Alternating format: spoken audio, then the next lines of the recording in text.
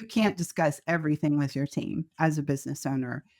And that's what a coach is for. A coach is for when you say, I'm afraid, I'm scared, I'm worried, I'm anxious, I'm, and they kick you in the butt and get you back in your lane.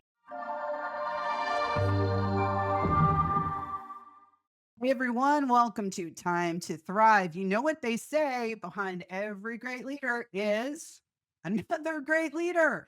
Today we've got not one, but two incredible guests who happen to be married and co-running a thriving leadership development business.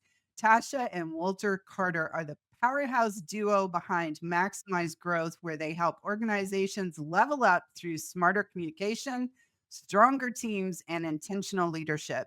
Tasha is a veteran entrepreneur and executive coach with a gift for unlocking potential. And Walter brings his military precision and strategic thinking to every room he steps into. They're the perfect blend of heart and hustle. Tasha and Walter, welcome to the show. Thank you, Britt. Thank I'm you, thank you. Bethany.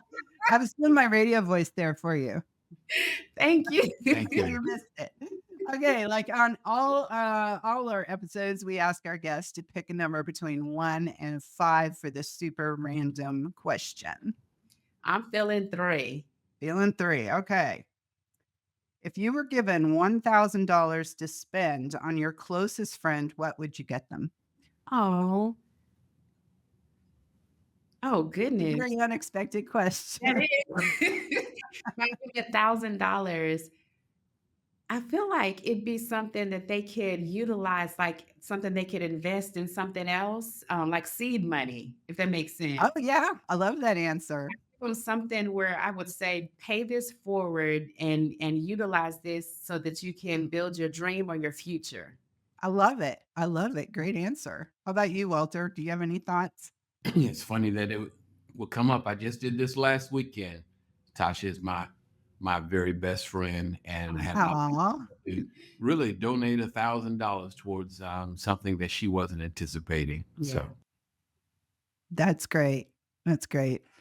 Gift cards are the thing. So you can always do a gift card, but sending people on a trip, maybe, I don't know. Mhm. But memories to me are worth more than stuff, Absolutely. experiences and things, because you just have that forever. right. Mhm. Now, you've both worked extensively in leadership development. That's what we're here to talk about. What are some of the biggest mindset shifts that small business owners need to make in order to lead effectively? So one of the things that I would say is just self-awareness. Mm, We have a saying from our mentor, John Maxwell, that leadership is influence. And a lot of times, leaders don't understand the power of their influence. And so we feel like self awareness is crucial because you have to understand, am I hurting or am I helping in situations? what are some of the ways that you help? So the thing about business owners, right, is they're not necessarily they haven't necessarily educated themselves on how to be a leader. They just know how to build a widget Yeah. or how to serve, a Yeah. particular service.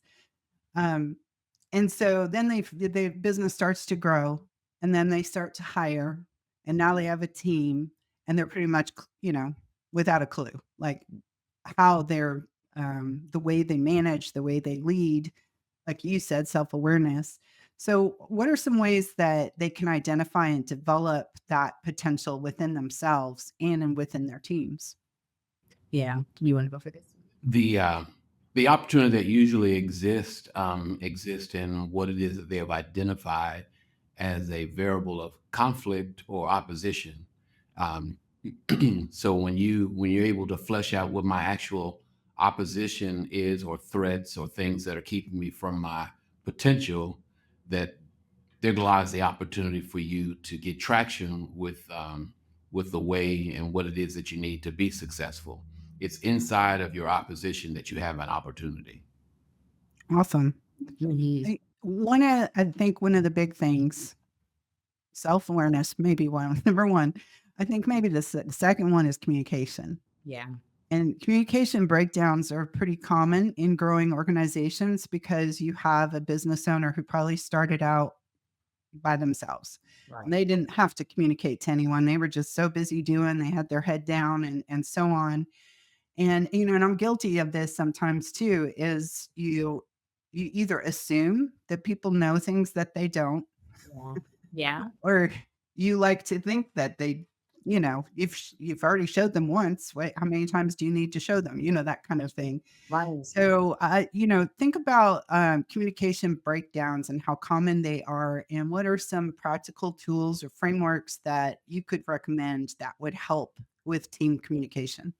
It's it's funny that you use communication. That's typically one of the first things, if not the Mhm. second, that is the opposition in the room, or what we like to call the elephant in the room. Mhm.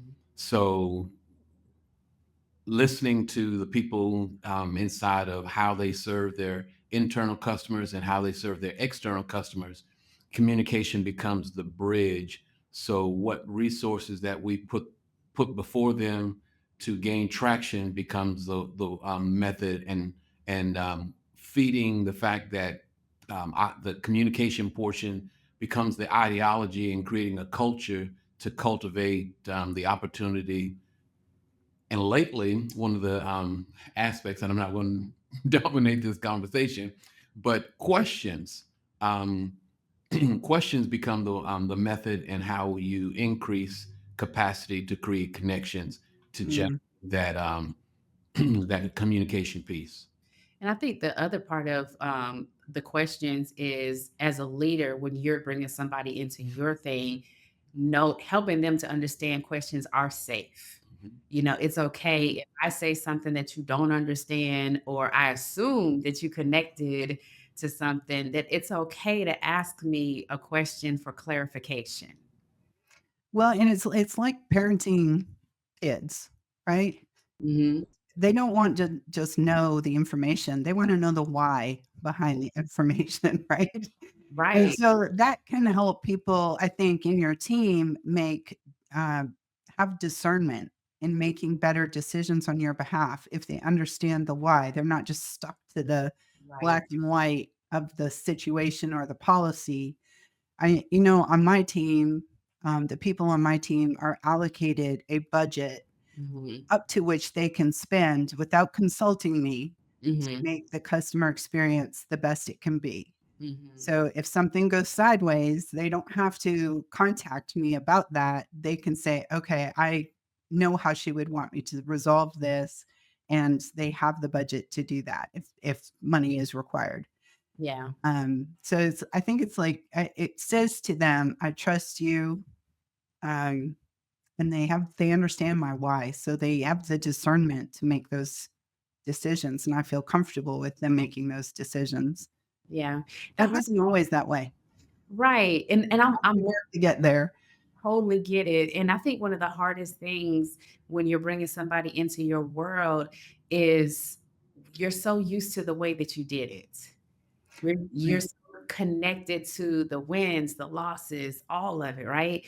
And one thing that I found myself saying as we have been building our team is what got this company here may not be the thing to get us to the next level. So we invite feedback, we invite creativity. Now, the hard part is being in a position when the feedback or the creativity comes, knowing how to sometimes either coach people through or release them to be able to have the creativity that they need.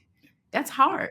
Yeah, I love that. I mean, I started this business, my business was 17 years old this year, and, it was just me at the beginning, and everything was my baby, and excellence was just so important to me. So I became when I started adding team members, I became that micromanager that I would have hated. Right, to have over me.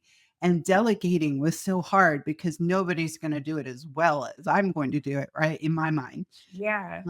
You're never going to grow your business until you get to that point where you're okay with like, I did the Goldman Sachs 10,000 small business. I don't know if you've ever heard of that, but it's a very intensive, training thing, that Goldman Sachs sponsors for businesses, and like flew me up to Boston several times. And it was, calls, it was like 20 hours a week for 8 weeks or something. They one of the times I was up there at Babson College in Boston, they said to the room, there was about 40 of us in the room. They said to the room, "You have to be okay with 80% of the way you would do it." And Mhm. the whole room in unison went, "What?" Like there was this gut reaction from all these business owners because that does not feel okay. Absolutely. 80% does not feel okay. But there has to be this shift somehow where we're like, we not just be changing, always improving, always it's got to be perfect. We'll never grow because that's all we'll be doing. And it's a distraction. I know you both have really strong ties to John Maxwell and his organization. Um, and, I read his books and he comes to our church every year for a business conference. And so I'm very familiar with him. How do those principles influence your coaching approach at Maximize Growth, and how can entrepreneurs apply them? I know that's a bit of a loaded question, but take it where you want to take it. Sure. I know for me, one of the things that I constantly hear John Maxwell say is value people. That we're in the people business and every day wake up with a mindset of who can I add value to today.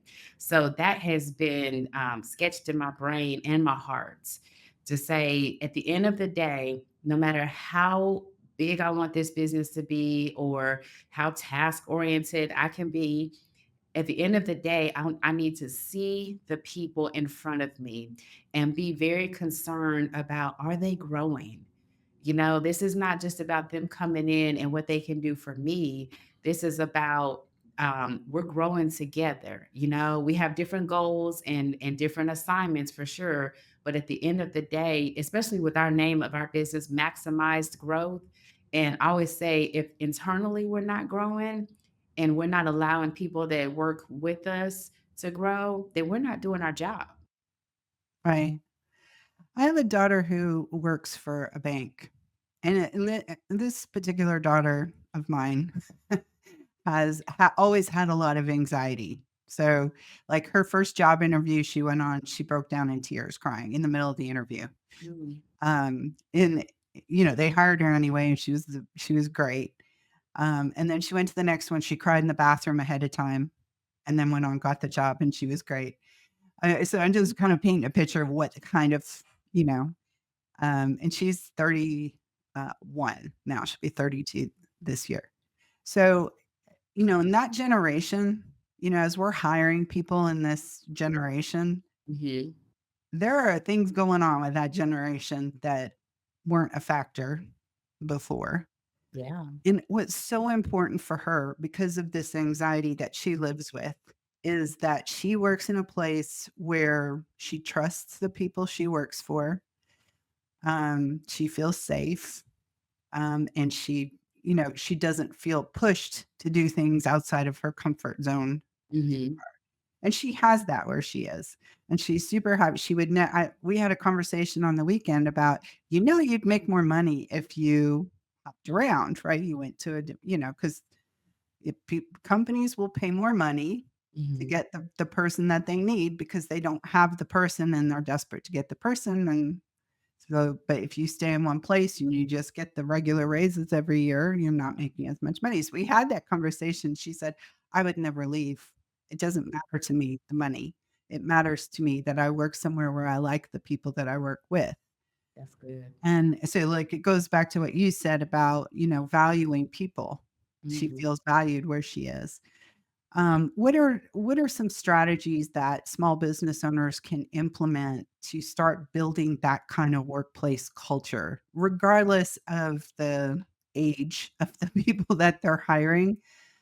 Um, because that's challenging. It's challenging to have a culture that meets the needs of all generations Mhm. within it. That's a loaded thing. Yeah.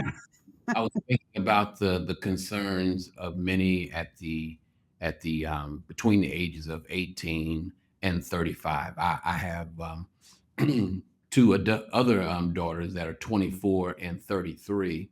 So I was thinking about what needs that they have inside the lane of what you're speaking, on top of the community that we serve. So my thought process is that many of them have expectations of wanting to be valued and never devalued.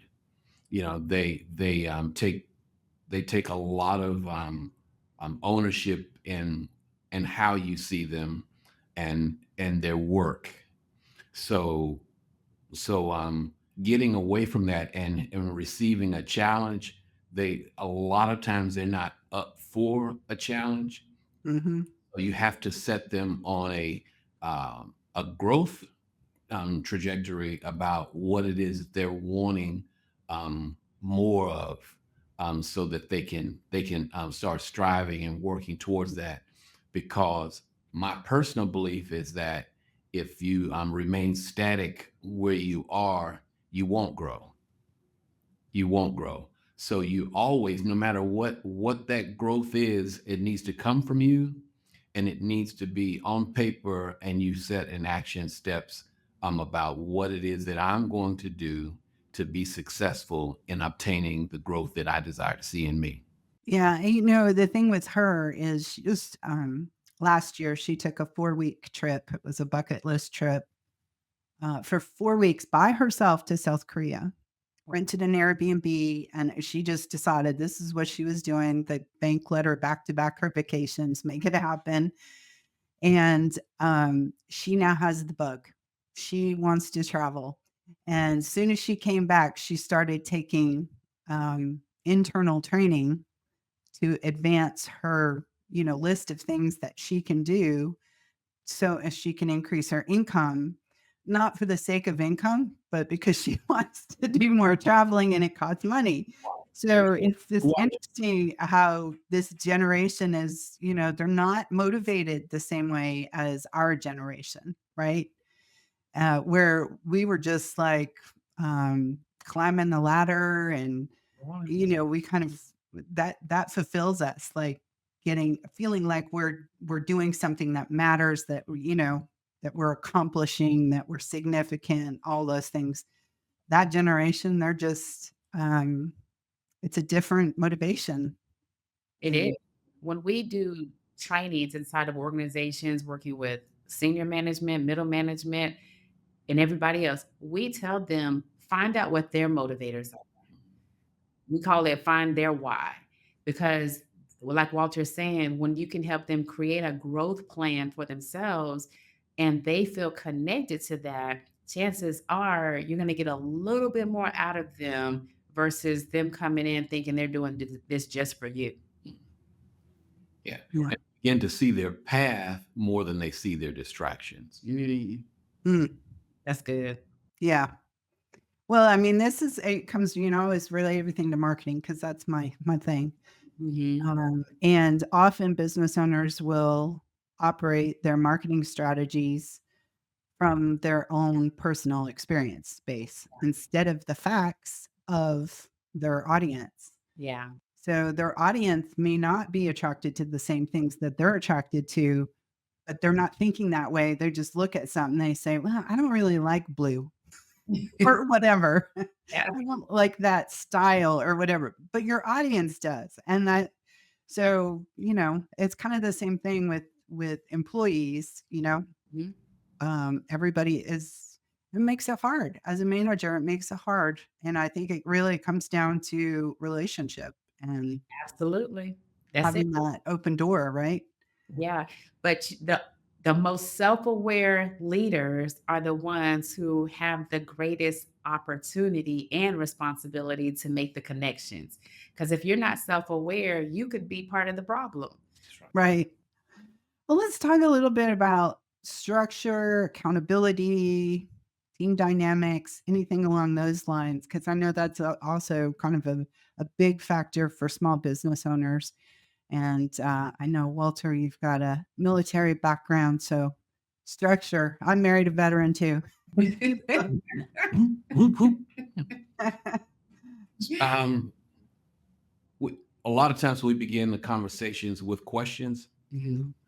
So when you talk about structure, we first ask what is structure, and then the question becomes, well, what is it, and who are you in the absence of structure?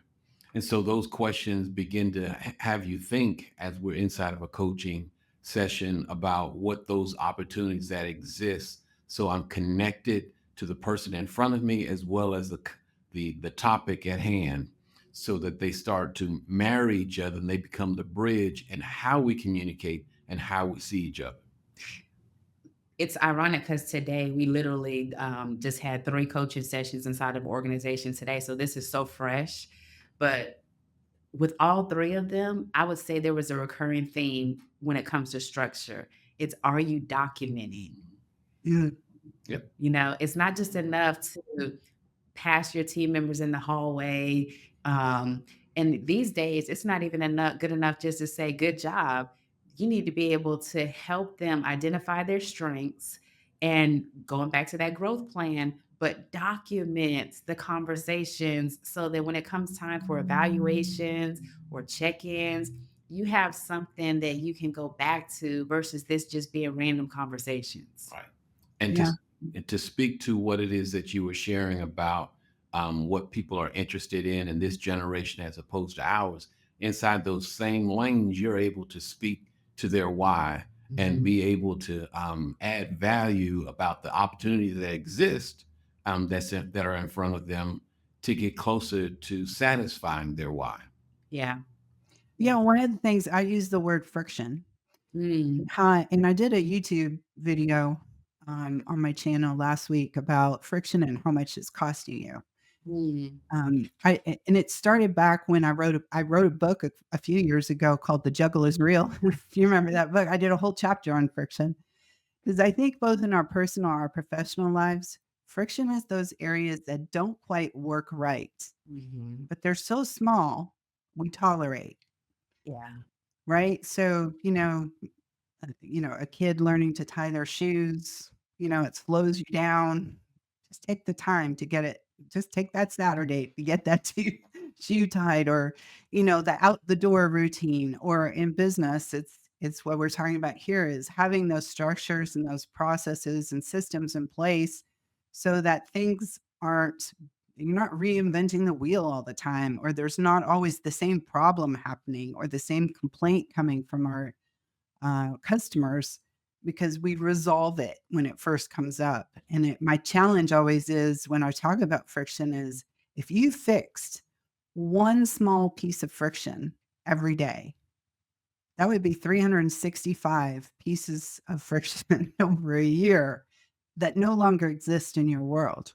They're new habits, new mindsets, new systems, new processes that are just small enough that we have tolerated it over time. And Right. what really triggered it for me, where I started this journey into getting rid of friction in my life, was the spice cabinet in my kitchen. Oh, wow. And it was like the deep black hole of spices and seasonings where I could never find anything. And I never knew what I had when I went to the store. So I always ended up with four of things. Mhm. And I just one day got so fed up. I was like, "I'm done." And so I pull everything out of the cabinet. It was all over the island in the kitchen. I bought all the same jars, labeled everything, put it in alphabetical order, put it in a spot where I could just pull the drawer out, and there it was, and angels sang, and it was wonderful. And that was like the trigger moment for me where my I went on this journey through my whole house to eliminate all friction. And Mm. that's where it really started. And then I was like, "Hey, I can do this in business too." Yeah. Right? Oh, I have this, an employee or several employees always asking me the same question. Well, I obviously need to address that because so they stop asking the question, and we have a process for that. I'm So What I hear, you've said some key buzzwords in this conversation: communication, accountability, friction, and I could go on. But one of the things that I think as business owners we have to be comfortable with is the uncomfortable conversations, um, mhm, when things are not working. And I think, like, for Walter and I working together as husband and wife, I would say that that's we didn't start with business, but communication was definitely the foundation Absolutely. for our relationship, which transferred into business. But even on this side, communication still has to be the thing when it's working and when it's not working, because that way you build greater rapport with each other, and trust is built when you can address it together. Yeah.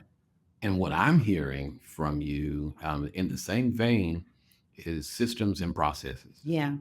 Yeah. A, Yeah. a, a lot of times, we may have an opportunity that's in front of us, Hmm. but we don't have a methodology in front of us. Yeah.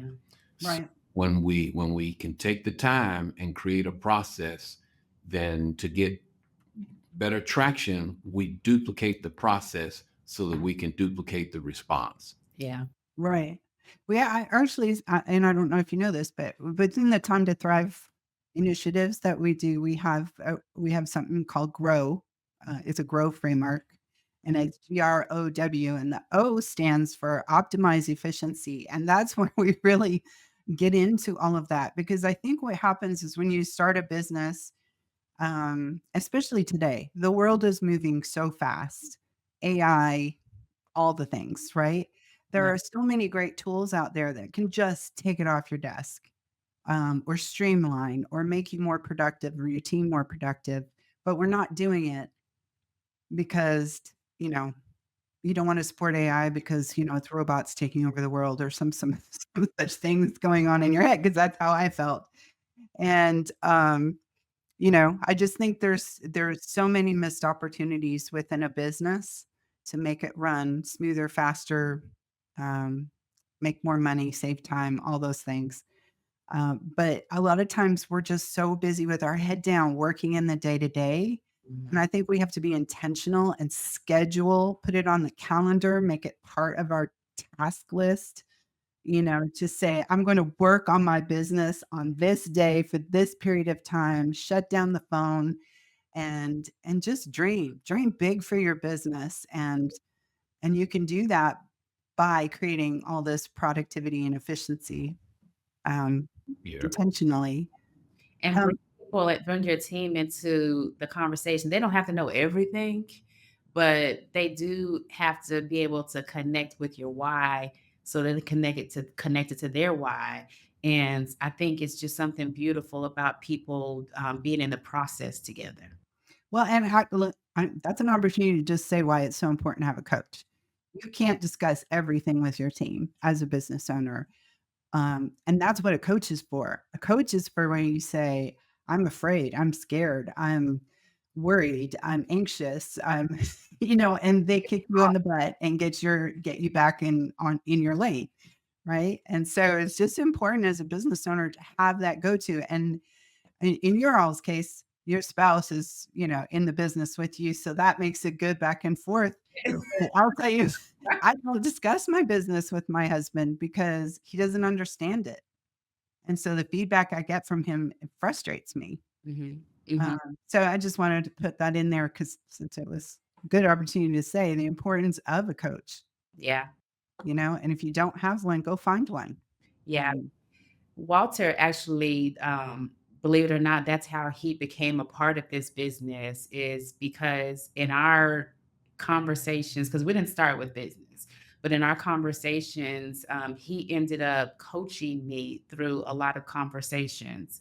Because in the where I was, Maximize Growth is 11 years old this year. And where I was in the business, like I said earlier, I feel like I hit a ceiling for where I could take it by myself. Right.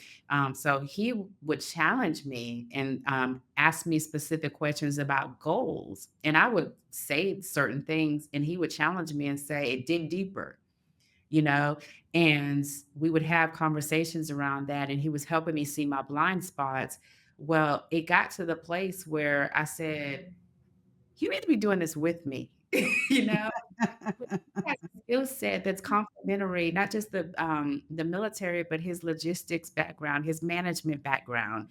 Our personalities are different, and so that's how this evolved into us doing business together. Was it came from those coaching conversations? That's awesome. I mean, I'm jealous because it's just such a great thing to have is when you can sit down to dinner and you can talk about the thing you're both most passionate about is super cool. Can I share something? Yeah. And I heard you, and that you used the word jealousy. And this is not about your husband, but I'm going to say it out loud. Is that one of the things inside of the coaching that she's sharing that I did? My mindset wasn't in there to go coach her. My mindset was to create capacity so that she could be heard, seen, and felt and valued. Yeah. So me connecting with her as a friend, Mhm. that's how I connect with people. That's my methodology. So that when I go before someone, I'm attempting to hear them, and I ask questions to get connected to their why. And so when I hear defeat, there's a reason, and so I start asking questions to uncover that the opportunities that exist inside of that disconnect. Yeah. And so when you're talking about those opportunities and the opportunities to connect, you find out it's like I have more opportunities in front of me than I had things that were actually hindering me. Because Yeah, there's you never it's like it's I relate to this as a women thing because a lot of times we don't want our spouse to solve our problem. We just want our spouse to hear Yeah, us solve our problem. right. We'll s a lot of times we'll solve it. I just need to say it out loud, and then it registers in my head. Yeah. So I think that's interesting. It's a great approach. It's a great approach. Our questions are good because like you just said, we sit there with the answer on the inside of us. We just need somebody to ask the right question to bring it out and we connect with it versus somebody telling us what we need to do. Right. Walter, why don't you tell us a little bit more about how your military background has shaped your perspective on leadership and operations in business world? the military is a little different than commercial life. My background is military. I was also a contractor for a little over 8 years, and then I've been in the commercial space of logistics for over 12 years. So I have 9 active duty years, um, 8 DoD contracting years, and 12 years in commercial, and now close to 1 year in this facet of business. But I was also a business owner as well for 7 years prior to coming in the area of logistics. So I was a middle manager as well as a business owner for two different businesses, my own and someone else's. But one of the things that is always the strategy is attempting to create room for growth. And if so, systems, processes, and being able to hear where people feel they are defeated and creating room to add value to them to increase their capacity so that they understand that there is more. That has been my strategy. It may seem like that's not direct, but the structure that I've already created inside of the processes allow them to connect with what it is that I have going on.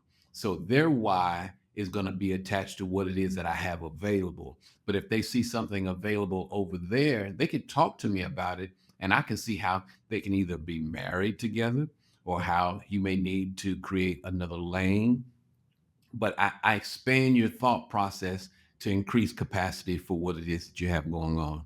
And we do the same thing through executive leadership. We do the same thing through coaching, and we do the same thing in training workshops. It's always about what are your hurdles, but how are we going to deal with the hurdles that are in front of us? Yeah. I I kinda draws back to, like, if you don't know where you're going, because I have the G in grow our grow framework is goal setting, but we do it in such a way that because a lot of people set goals and then in January, and then they never look at them again. It's like, "Yeah, I have a goal." Yeah. The goal is worthless without a plan. Right. Goal is worthless. It's just a wish. If you haven't written it down and you haven't created an action plan for that goal with timelines, etc., it's just a wish. Um, so I just think it's so important that we put. You were talking about capacity is knowing where we're going, and then making the steps to get us there, right? Tasha, you've been an entrepreneur Mhm. for a long time, Yeah. right? What are some common mistakes that you see leaders make when they're trying to grow their influence or make an impact? Kind of touched on it already, and that's trying to do it by yourself. Mm, We don't know, and we all have blind spots. And when I first started doing business, I was doing it by myself. I was goal oriented. I had a goal. I would take it off, and conquer the next one. But personally hit a wall when I got to a place where I had all these goals checked, but there was a disconnect between who I was personally, right? And so when I did discover the world of coaching and counseling, it was a game changer for me, because I didn't feel alone anymore. I felt supported, I felt heard. So that's one of the number one things that I would always tell leaders is you need somebody to pour into you. Yeah. Whether that's a coach, a spouse, a friend, a mentor, whatever that looks like, don't do life or business alone. Yeah. That's my number one. yeah, She's that's great. she's absolutely correct. You're not going to be as successful as you possibly can be without a team. Mhm. And the team that you're building are the resources that you're connected to, and the understanding of what those resources can do for you. But again, having a coach or a mentor or the levels of mentorship Mhm. and increasing your capacity so that you're able to give and do what it is that you do from the overflow. Yeah. So Right. you have become the work that you want to see in others. Yeah. So if you're wanting to add value to somebody, you have a chance to do that directly from the overflow of what it is that you become. That's right. That's right. Because here's the thing, we're gonna miss it. We're Yeah. going to make mistakes. We are going to lead people and we're gonna say something wrong or we're gonna do something wrong, you know? So it's not about perfection. It's literally about being teachable and being coachable and letting people help you. Yeah, I think some of the hardest things for me to figure out on my own has been through transitions Yeah. because I'm entering uncharted territory of some kind.